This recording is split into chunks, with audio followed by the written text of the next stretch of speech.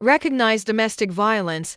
Domestic violence, also called intimate partner violence, occurs between people in an intimate relationship. Domestic violence can take many forms, including emotional, sexual, and physical abuse and threats of abuse. Abuse by a partner can happen to anyone, but domestic violence is most often directed toward women. Domestic violence can happen in heterosexual and same-sex relationships.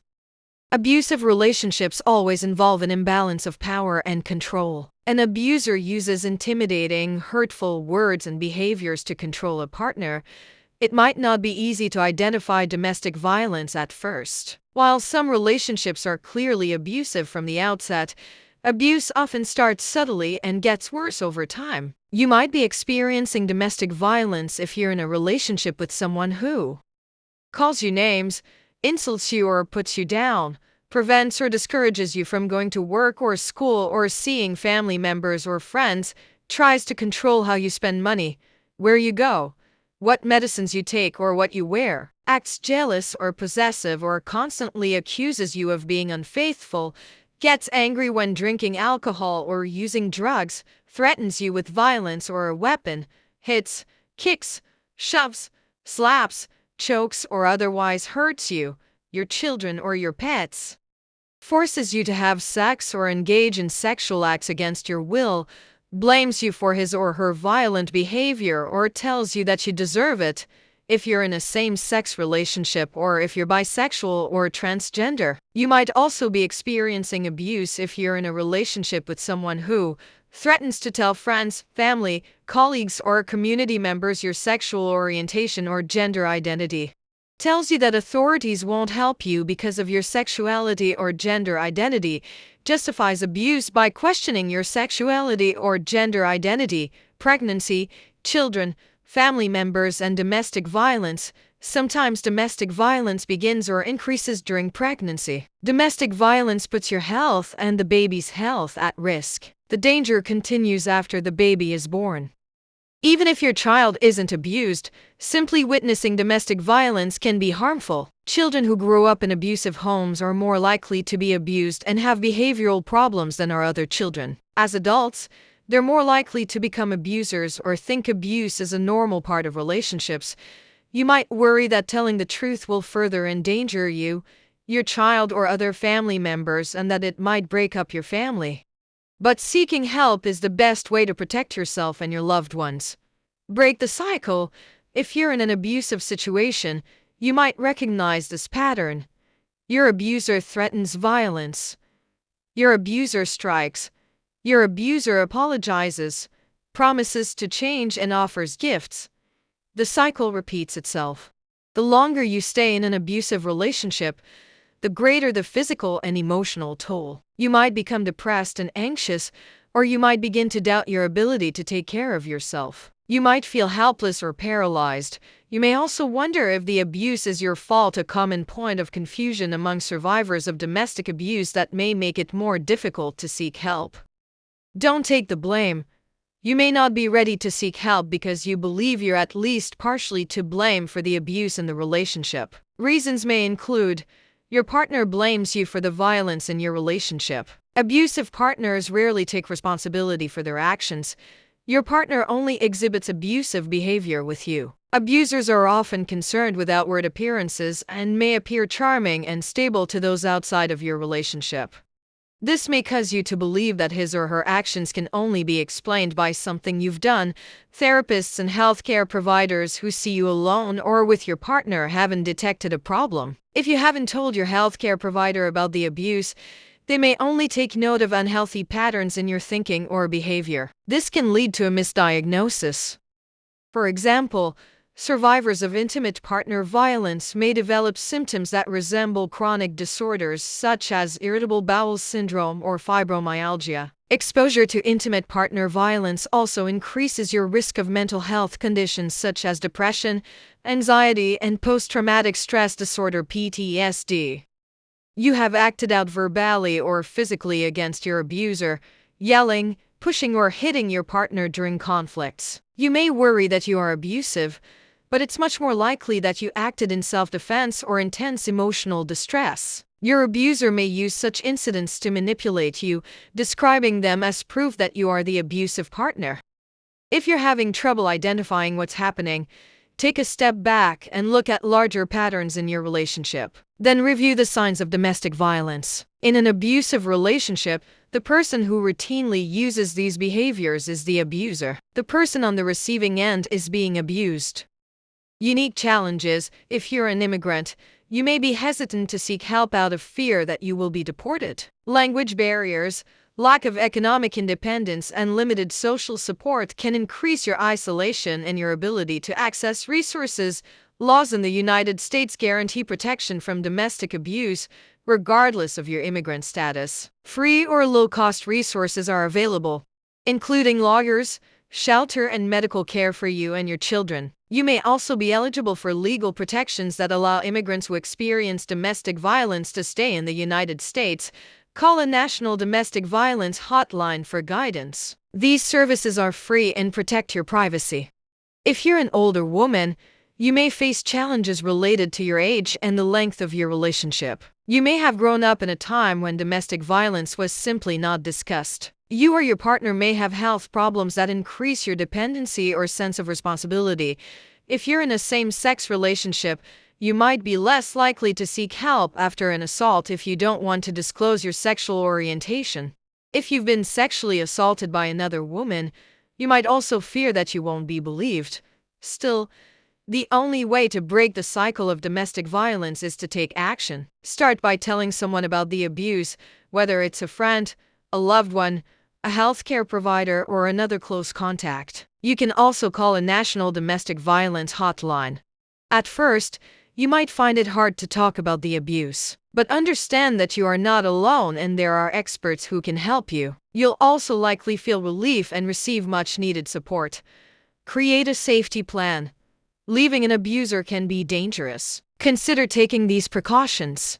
Call a women's shelter or a domestic violence hotline for advice. Make the call at a safe time when the abuser isn't around or from a friend's house or other safe location. Pack an emergency bag that includes items you'll need when you leave, such as extra clothes and keys. Leave the bag in a safe place. Keep important personal papers, money, and prescription medications handy so that you can take them with you on short notice. Know exactly where you'll go and how you'll get there. Protect your communication and location. An abuser can use technology to monitor your telephone and online communication and to track your location. If you're concerned for your safety, seek help. To maintain your privacy, use phones cautiously. Your abuser might intercept calls and listen to your conversations. An abusive partner might use caller ID. Check your cell phone or search your phone billing records to see your call and texting history. Use your home computer cautiously. Your abuser might use spyware to monitor your emails and the websites you visit. Consider using a computer at work, at the library, or at a friend's house to seek help. Turn off GPS devices. Your abuser might use a GPS device on your vehicle or your phone to pinpoint your location. Frequently change your email password. Choose passwords that would be difficult for your abuser to guess. Clear your viewing history. Follow your browser's instructions to clear any record of websites or graphics you've viewed. Where to find help? In an emergency, call 911 or your local emergency number or law enforcement agency. The following resources also can help. Someone you trust. Turn to a friend, loved one, neighbor, co-worker, or religious or spiritual advisor for support. National Domestic Violence Hotline. Call the hotline for crisis intervention and referrals to resources, such as women's shelters. Your healthcare provider. A healthcare provider typically will treat injuries and can refer you to safe housing and other local resources, a local women's shelter or a crisis center. Shelters and crisis centers typically provide 24-hour emergency shelter as well as advice on legal matters and advocacy and support services. A counseling or mental health center. Counseling and support groups for women in abusive relationships are available in most communities. A local court. A court can help you obtain a restraining order that legally mandates the abuser to stay away from you or face arrest. Local advocates might be available to help guide you through the process. It can be hard to recognize or admit that you're in an abusive relationship, but help is available. Remember, no one deserves to be abused. What is the best advice I can give someone to help them leave an abusive relationship? It won't get better, but it probably will get worse. I know you love them and want to help them. I know you think that giving them all the love you can muster will somehow fix them and make it all better. It won't. You can't fix them, and you're not responsible for fixing them. You're responsible for your own actions, not theirs. You didn't cause them to be abusive. They are that way, not because of you, but in spite of you. They would treat someone else the same way they treat you because it's in their nature to do so. They've learned that being abusive gets them what they want, and they want control and dominion over you. Your love will not change them. It will not fix them. Do you love yourself? Answer honestly. Do you love yourself? When you love someone, do you treat them well? With respect? With dignity? With honor? What is respect and dignity and honor to you? I'll wait. Define them for me. Okay. Now that you've defined them for me. And yourself, is that the way your partner or spouse or significant other or family member is treating you? Answer honestly. Again, do you love yourself? Do you actually treat yourself with respect, with dignity, and with honor? If not, then why is that? If so, then why are you allowing someone else to treat you in a way that is less loving than you treat yourself? Do you believe you are worthy to be loved and treated with respect and dignity and honor? Do you really think that keeping them in your life when they show a lack of love and respect and dignity and honor towards you is beneficial to you or them? Why? You must define why you are in this relationship and what you are getting out of it. It won't get better, but it most certainly will get worse. Leave while you can and don't look back, because there's nothing good waiting for you back there. 25 powerful affirmations for your everyday life. Words have immense power, and just as easily as they can bring us down, they can build us up. The same goes for the power of thought. In various medical studies, positive affirmations and self-talk have been shown to counter distraction, improve focus, and even enhance sports performance. A lot of people think it's about having the fittest body, but they forget that your mind is your biggest muscle, says Coy Webb, a health and wellness coach and Alo Moves instructor. Once you embody in your mind, I am powerful, I am playful, I am strong, you start to feel it in your body. But what are affirmations, and how do affirmations work? Affirmations are short, simple phrases we repeat with the idea of challenging our negative internal dialogue and shaping it into something we can learn and grow from. They can be used for motivation, letting go of fear and resentment, practicing self-love, encouraging positivity in your life, and replacing harmful cognitive distortions. Ready to start reaping the benefits? We've created a list of powerful affirmations to get you started. Affirmations for anxiety. 1. Even when things feel heavy, I will prioritize myself. 2. I make decisions for myself, my anxiety doesn't. I am in control.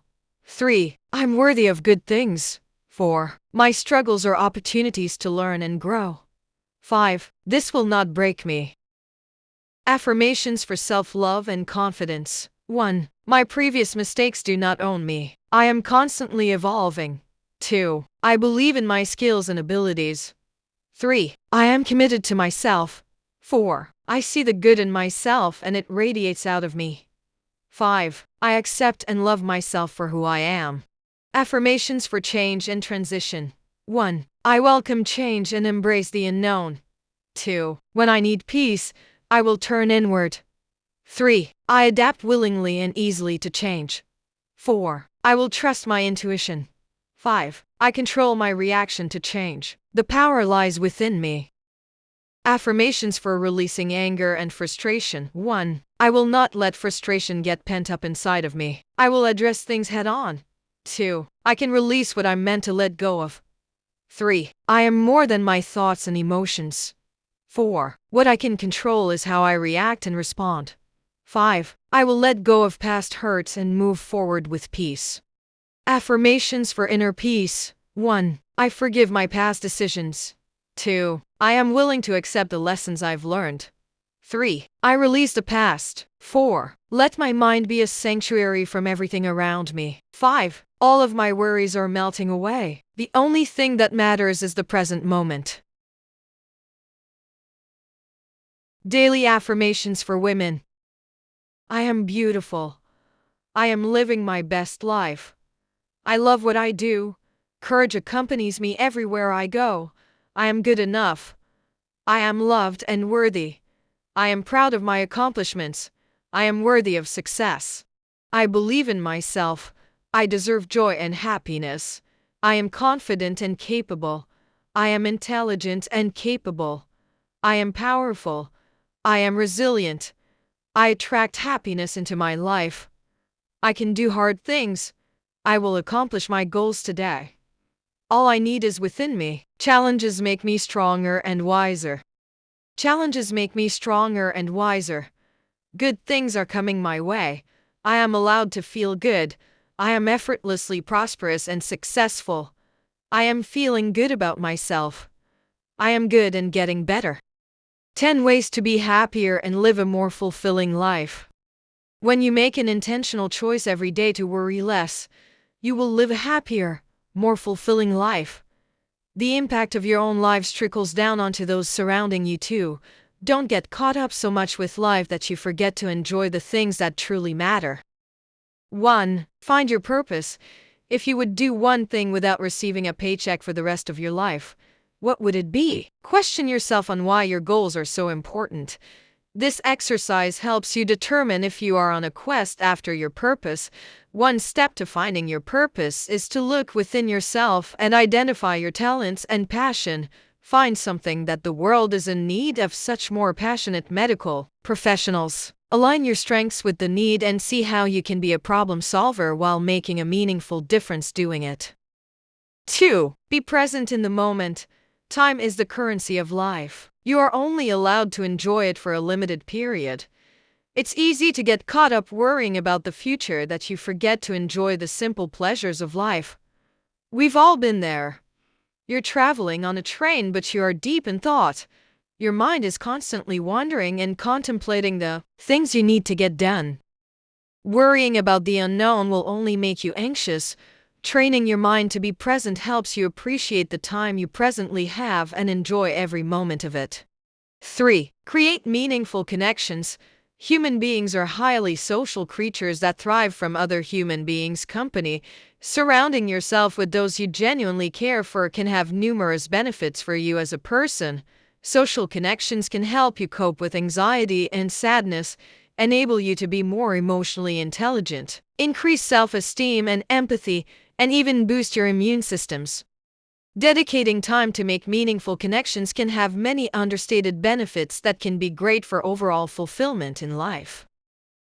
4. Close all open files. According to research, the average person has roughly 150 uncompleted tasks that they think about daily. These files are like open tabs on your computer. They not only slow down your operating system, but also distract you from being productive.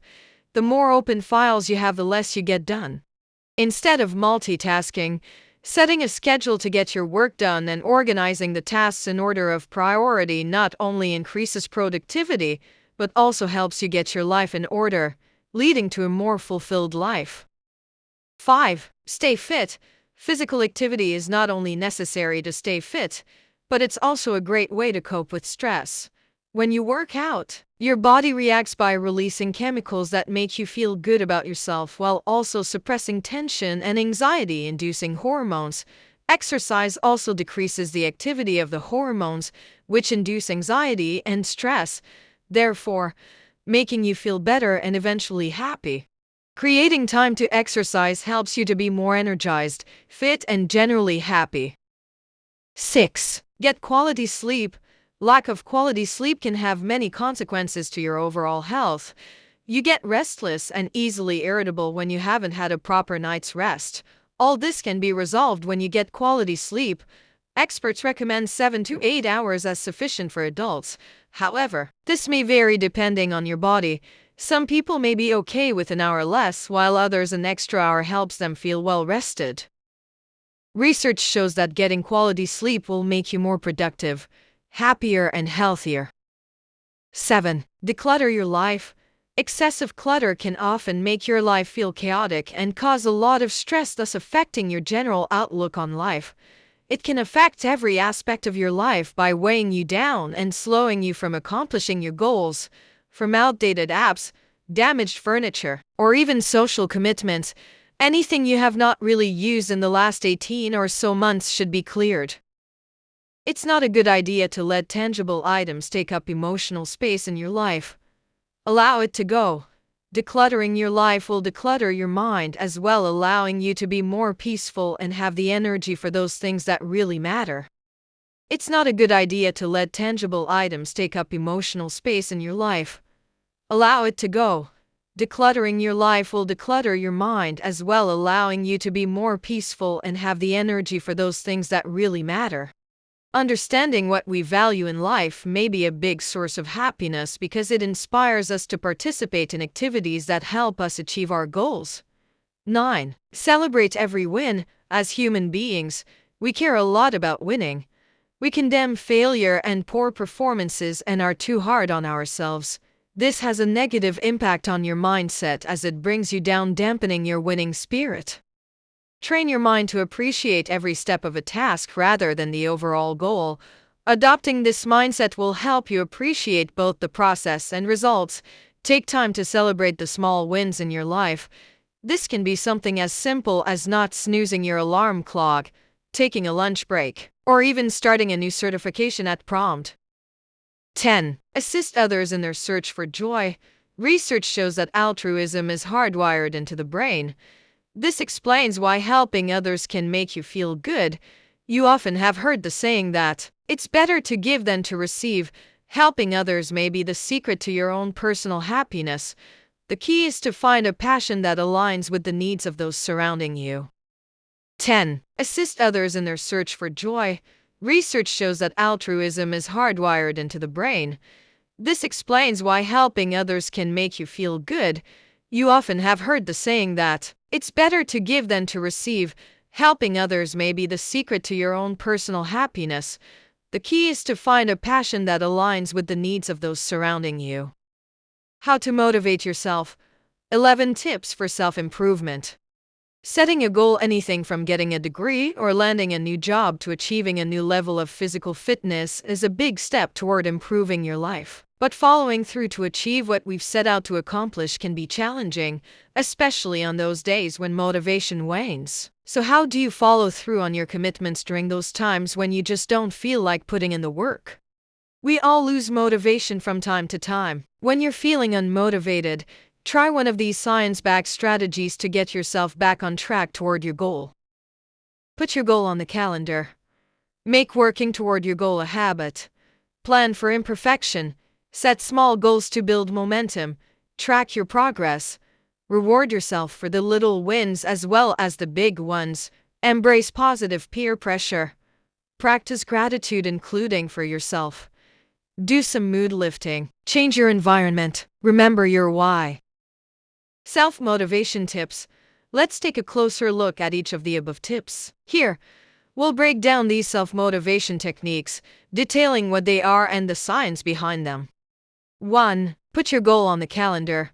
One way to give a boost to your internal motivation is to create some external motivation.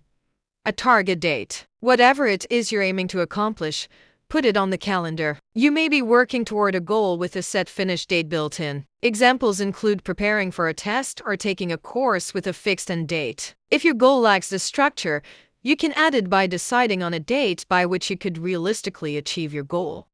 Want to run a 5,000 or marathon? Sign up for a race on or near your target date. Considering a degree? Research the application deadline and write it down. Aiming to learn a new career skill? Register for a course and set a target date to finish. Having a target date not only helps you stay motivated, it also helps you track your progress. You always know how much further you have to go. This can have a big impact on your performance.